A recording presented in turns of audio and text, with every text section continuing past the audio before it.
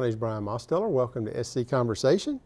This week, my guests are from the South Carolina Army National Guard. I'm proud to have you guys on the show. Thank you very much for coming on the show. Thank you, Good to be sir. here, Brian. Appreciate it. Sir. So why don't you take a minute and introduce yourselves. So, well, Brian, my name is actually Sergeant Kevin Parker from Texas, actually. Moved here back when I was in high school. Pretty much established myself after high school, going to college, joined the National Guard, and I've been living a great life ever since. Great, great. I'm Darrell Bright. I'm actually born and raised in Greer. Joined the National Guard in '79. It's done wonders for me. I'm still affiliated with the National Guard and always will be. That's right. And I am Sergeant Michael Asher. I was born and raised here in Greenville, South Carolina. I joined the Guard in 2015 as a human resource specialist, and I've been, again, doing it ever since. Loving it. Great. So tell us a little bit about, how's the South Carolina National Guard help you and your family? So when my son came in this world, I never had such a great sense of security per se, because the healthcare was there for me to be able to make sure I could take care of him. I had the financial means to make sure I could take care of him. And I had a family group that I'd never had before. Besides even just my blood relatives, I had such a network of people that could help me, not even just at my unit, but just throughout the whole community. Because the South Carolina National Guard, it really goes beyond just a city. It really goes from state to state, and that's just something that I've always taken with me. And I would say that's definitely helped my family. Great. I'd like to elaborate on one thing that he said, family. The Guard to me, and I'm an old man and been affiliated for going on 40 years, the family unity of the National Guard is unbelievable. Whether you're going through a good time, and you just went through one, graduating school, leadership school, top of his class, and you had guardsmen there with you, congratulating you and all that. And when you go through a trauma in your life, the Guard's there as well. So it's just one big family. I'm not just talking about 2 or 3 people, I'm talking about hundreds. So that's I had to elaborate on the family issue with the Guard is unbelievable. Yeah. And for me, the Guard has given me everything. With me, I met my wife through the Guard. We now have one son. We have another one on the way. So we're super excited about that. My brother's in the Guard. My wife's dad is in the Guard. So for me, again, I'm going to say family, because that's what this is. So yeah. Well, that's awesome. Yeah. My father-in-law was actually in the Guard for over 40 years. Oh, man. So that's awesome. Yeah. I mean, That's he awesome. was down in the Powdersville area, I think down toward Lawrence, and but he went, overseas a couple of times, and he loved it. But it was a big, part of his life. Yeah. And the Guard has great benefits and everything too. Why don't you elaborate a little bit on the benefits, from a Guard standpoint? So I would say, from my personal experience, I had went off to college thinking like, yeah, this is going to be easy. And then the finance part hit me. Yeah. How do I pay for school? And when I say talking to a recruiter, he just gave me the outlet of, hey, man, you're not always going to be on your parents' insurance. We can go ahead and help you pay for school. Here's a little extra money in your pocket. And I was just kind of like, for real?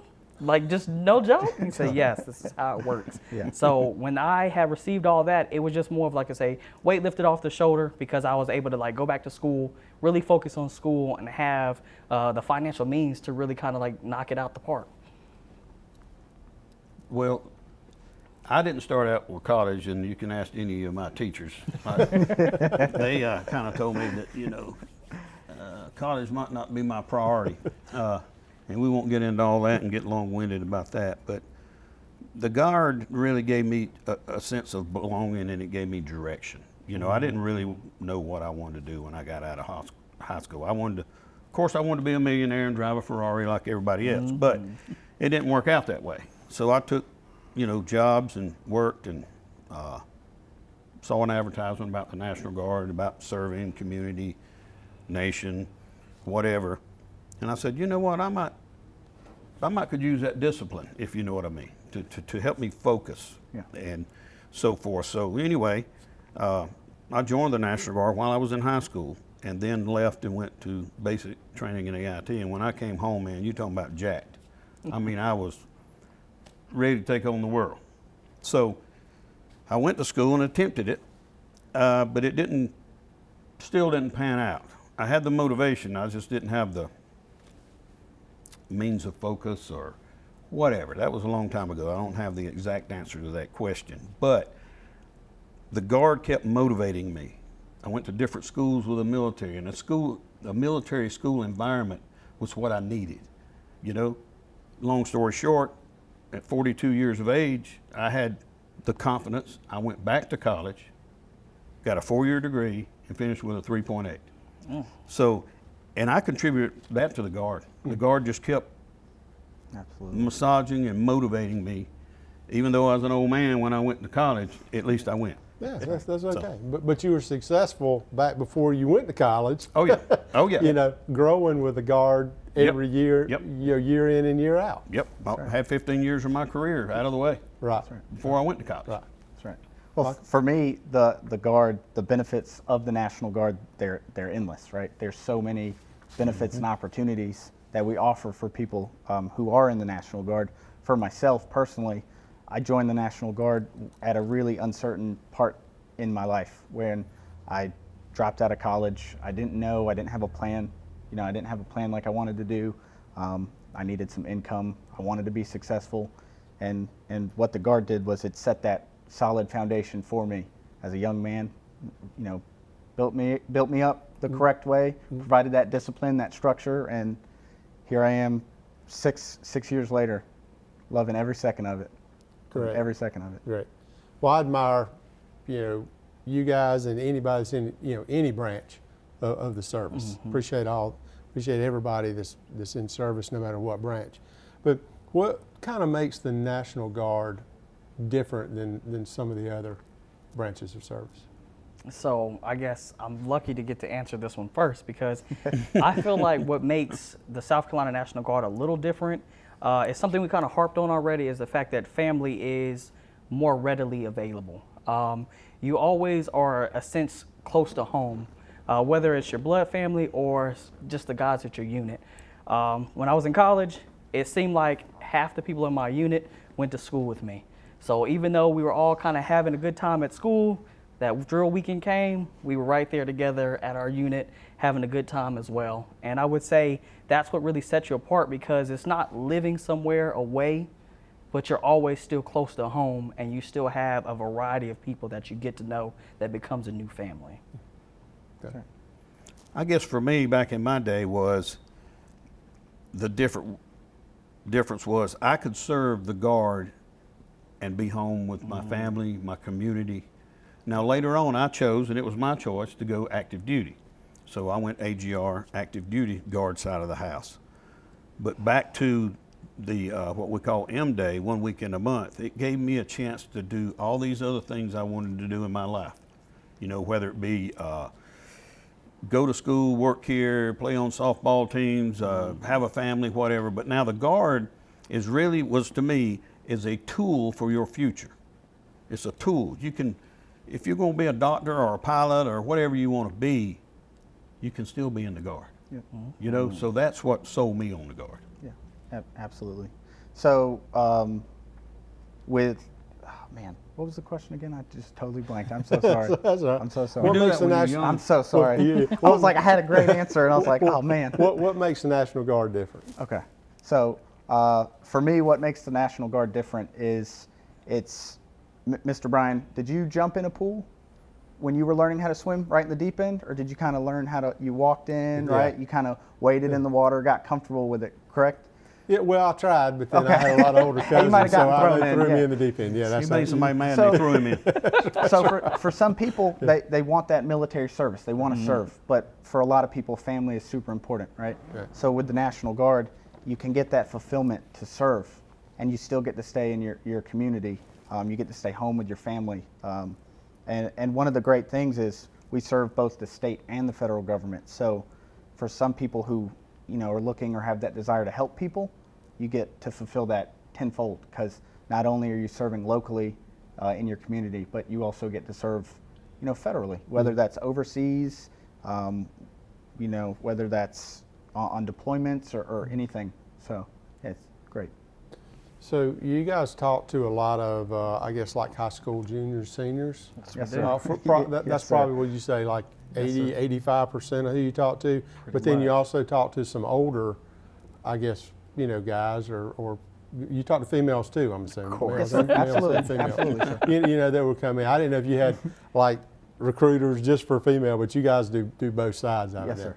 So how do you talk to some of those kids coming in who really don't know what they want to do? I mean, they don't kind of have any idea. I mean, and you guys seem like, you've done it and you're so happy Yes, with sir. what you've done.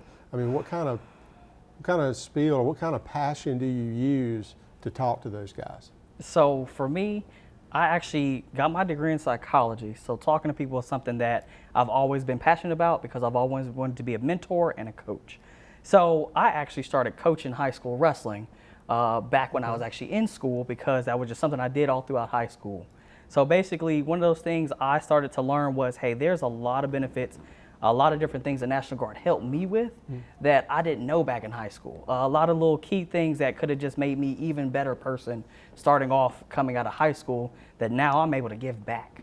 So especially getting the chance to like offer scholarships to kids that don't know, hey, this is available. Right. Just catching kids having a bad day and say, hey man, can I just take you to the side just to ask you what's wrong? Right. Showing them that, there's a good person just behind the uniform is what I think really helps get them to open up, get them to really kind of talk and really kind of show, hey, this is what I'm interested in. And I think the ASFAB is one of the great ways that we can offer the schools to kind of like, hey, this is a great tool for them to figure out what great things they might be good at that they can now explore even more. Yeah. So I feel like that's how I could work. Great. Well, hey, thank you guys for coming on. I really appreciate it. I'm sure I'll have you guys on at some point talking about something else. But thank you so much for your time. Anything we can ever do for you, thank you for your service. Absolutely. Appreciate it. Thank you. Thank you. So, Thank you for having us here. anything we can do for you, always let us know. The same I here. appreciate it. I would like to take this time to thank all of the wonderful people and businesses who are sponsoring this show. When you visit the businesses, be sure to go in and tell them thank you for sponsoring SC Conversation.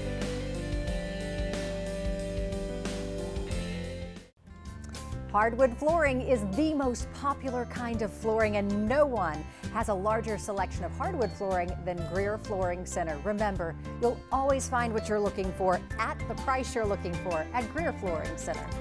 Hey, Upstate, Dave Ramsey here to tell you about our investing ELPs, Roger Sims and Jason Carr at Sims & Carr Financial Solutions. Roger and Jason are the only people I personally endorse for investing right here in the Upstate. They specialize in retirement planning, 401k rollovers, as well as mutual funds and other investments. I personally recommend Roger Sims and Jason Carr of Sims & Carr Financial Solutions. Call Roger and Jason today at 879-0337. That's 879-0337.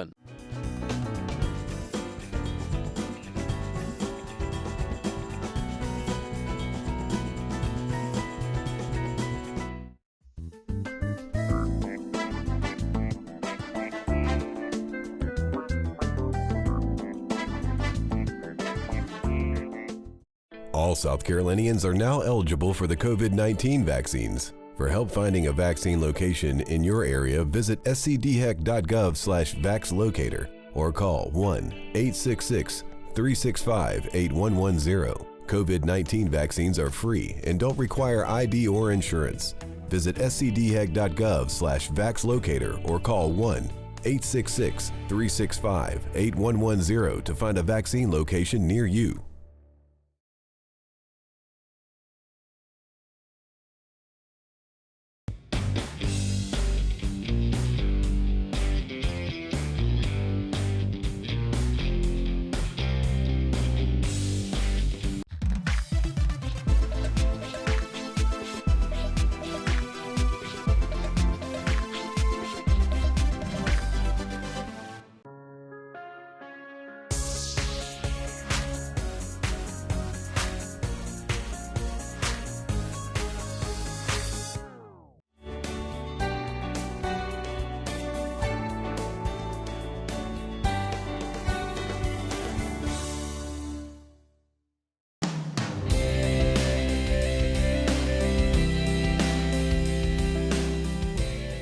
Hello, welcome to SC Conversation. I'm your host, Brian Mosteller.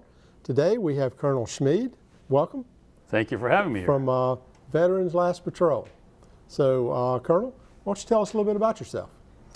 Well, I'm retired Army. I grew up here in the upstate of South Carolina, but I went away for many years and spent a total of 31 years in the Army, and was one of those very privileged individuals that got to serve with young Americans all over the world in different assignments, combat as well as non-combat, and just feel honored I had that chance to serve with my fellow brothers and sisters and defend our country and what we stand for.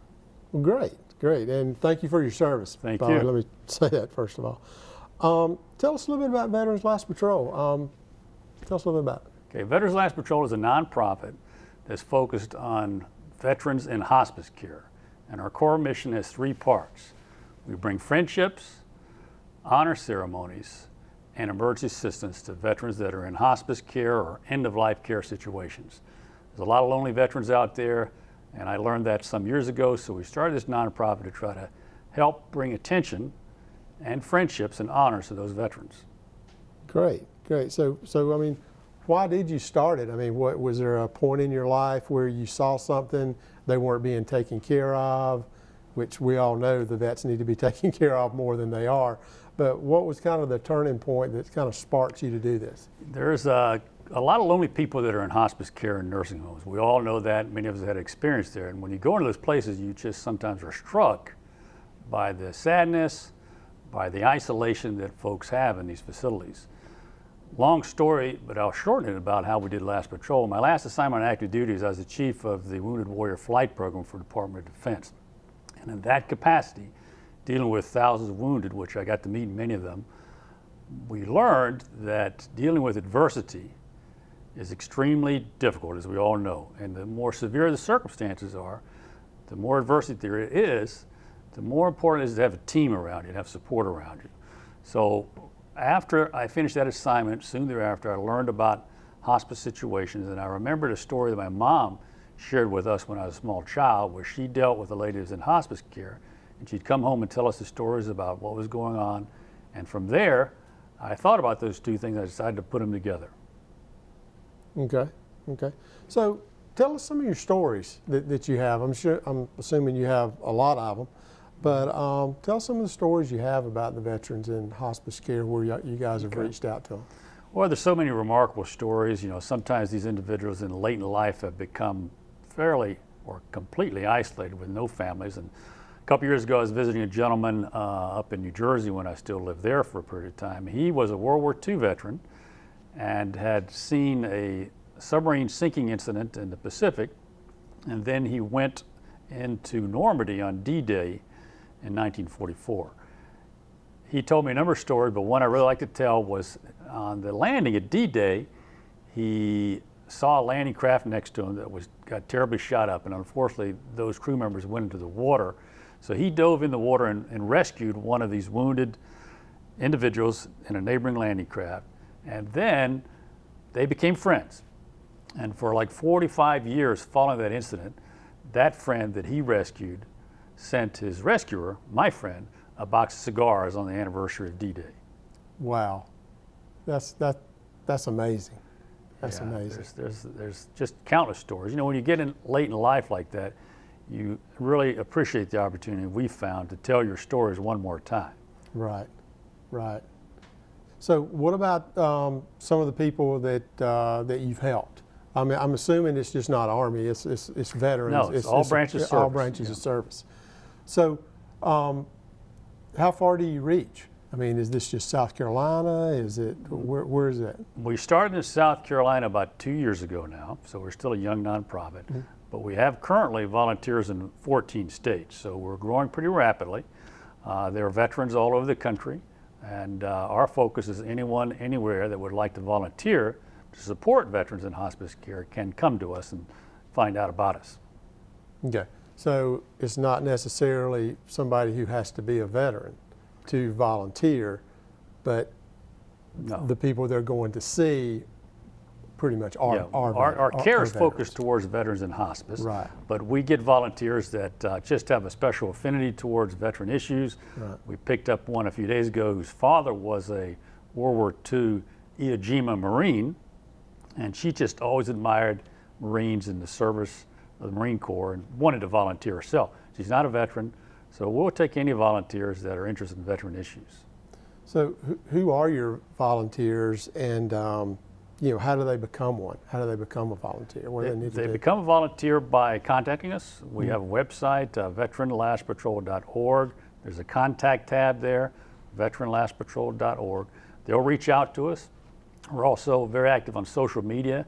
They can find us there on Facebook and Instagram. And we'll tell them more about the organization, what our focus is, how we cooperate locally with the local hospices, because hospice is a local affair. It depends on where you are. Sure. And we'll identify a little bit more about their background, what their connection to the veterans community is, and how they best think they can help. So that's the process, how it gets started. It's all volunteer. Okay, good. So tell us a little bit about some of the friendships that your volunteers have made, some of the impacts that they've made in talking to these veterans who are on hospice, because I'm sure they've made great impact. Yes, and like a lot of volunteer activities, you end up getting a lot more out of it oftentimes than you put into it. But in this case in particular, because the volunteer gets exposed to maybe some time period, some history they weren't familiar with, background of life that was different from their own. And there's just a lot of connections that you make, and sometimes you can reveal things to the family that they weren't already aware of, because you as a veteran may have familiarity with a veteran's life, a particular training facility, a particular base, a particular ship. The family itself may not know about that because perhaps they haven't served. So when the veteran comes into that picture late in a person's life, they really have a chance to explore some things that perhaps the veteran that's dying didn't really have a chance to talk to anybody about for quite some time. Right. So you say you guys deal with the hospice, or if somebody called you, like a family member, if they called you and said, hey, my great uncle is passing and he's on hospice, then you would go out, send somebody out to that person. Yes, either one of those circumstances, we just want to serve, we just want to help these veterans end of life care. Most of our leads come through hospice providers, medical organizations that are providing the care. But if we have a situation like you described, somebody called us. Recently we had a case where the hospice patient himself was worried about his wife's health and his wife's happiness and psychological condition because he was dying. So he contacted us and asked us to get somebody to get a group together to write to his wife and offer her encouragement. Wow, wow. That's a pretty strong person to do that. That's a pretty strong person. So what are some of the events that go on during the year that you guys, like I'm assuming, July the 4th, Memorial Day, things like that. What do you we do honor rides. We try to do an honor ride every year in the fall, which is motorcycles and car show combination event that we gather at a certain point and we ride by nursing home facilities and we honor them with certificates thanking them for their care of their veteran patients. We do something called Operation Holiday Salute, which is a Christmas card campaign where we try to get as many holiday cards to veterans in hospice care around the country as we can. Do y'all do anything around the Christmas holidays and things like that? Yes, Operation Holiday Salute is something where we're raising Christmas cards for the veterans in hospice care. Last year we got about 4,000 Christmas cards, and we distributed those cards throughout the country to various facilities with their patients that are in hospice care. We're going to do also a car show, which will be a drive-by of hospice care facilities on the holiday time period as well. Okay, good, good. So you say this is how old? Just under 2 years. Under 2 years. Mm-hmm. So you're into about, what do you say, 14 states? 14 states. So where do you see this going from here? I'd like to see it go nationally. I mean, everyone I've talked to really likes the mission. We all know that late in life, those folks that get confined to these facilities get very lonely. So this idea of bringing friendships to veterans that are in end-of-life care, I think has resonance far and wide, and we believe there's a chance that it could grow nationally, and we hope that we can do so. Okay. Are you talking to anybody like from the government, if you will, or are you? How are you how are you trying to progress, I guess I should say? We're talking to various groups and organizations that have similar connections to the veterans community, all your other veteran service organizations, American Legions, VFWs, Vietnam Veterans Association. We work with any of those because they oftentimes are the source of our volunteers. Sure. We have worked with some national associations, and we hope to do more of that in the future. Of course, we seek sponsors and donors for our activities, and we're trying to grow by getting the word out and offer this companionship to veterans that are in end-of-life care. Now, do you do anything with, like I know in the past, because we have Donaldson Center here, they'll bring some big planes in, and they'll take some older veterans out to those. Do you do anything like that? We have an event like that coming up. It's going to be a facility visit to various nursing homes in the upstate here. And as part of that, there's going to be a World War II aircraft that'll be flying along the parade route to the facility.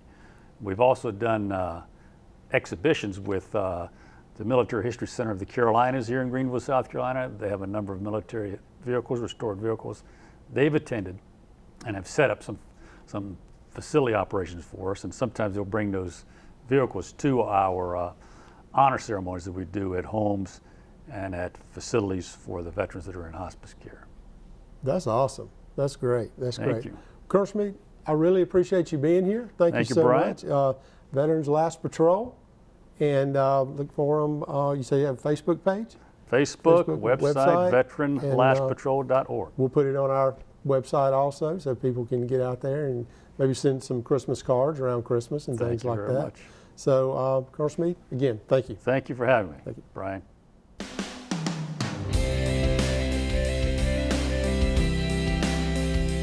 Thanks again to our guests and our wonderful sponsors.